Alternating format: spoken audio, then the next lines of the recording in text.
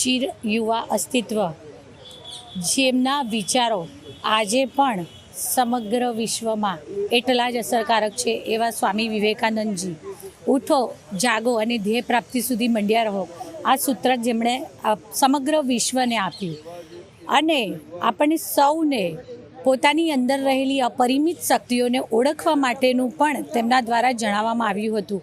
એમણે કહ્યું હતું કે આપણે સૌ પોતાના આંખો ઉપર હાથ રાખી અને અંધારાની ફરિયાદ કરતા રહીએ છીએ. ખરા અર્થમાં આપણી અંદર અપરિમિત શક્તિઓ રહી છે.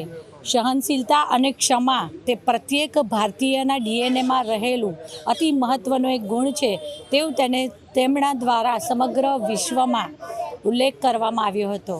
આદરણીય વડાપ્રધાન શ્રી નરેન્દ્રભાઈ મોદીજી અત્યારે લોકશાહીના 4 પિલર નારી, યુવા, કિસાન અને ગરીબ, આ 4 પિલર ઉપર વિકસિત ભારત 2047નું એટલે કે 2047માં આઝાદીના 100મા વર્ષે જે વિકસિત ભારતનું સ્વપ્ન જોઈ રહ્યા છે, આ સ્વપ્નના મૂળ વિચાર એ સ્વામી વિવેકાનંદજીનો પોતાનો વિચાર હતો.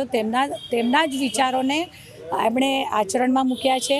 ત્યારે હું આજે સ્વામી વિવેકાનંદજીની જન્મ જયંતિ અવસર પર સમગ્ર યુવા શક્તિના પ્રેરણા સ્ત્રોત અને વિશ્વમાં ભારત આજે યુવા દેશ તરીકે ઓળખ પ્રાપ્ત કરી ચૂક્યો છે, ત્યારે હું આજના આ દિવસે સૌને ખૂબ ખૂબ શુભેચ્છાઓ પાઠવું છું. વડોદરા મહાનગરપાલિકા દ્વારા પ્રતિવર્ષ બદામડી બાગ ખાતે આવેલ શ્રી સ્વામી વિવેકાનંદજીની પ્રતિમાને પુષ્પાંજલિ અર્પણ કરવાના કાર્યક્રમનું આયોજન કરવામાં આવતું હોય છે, જેમાં આજરોજ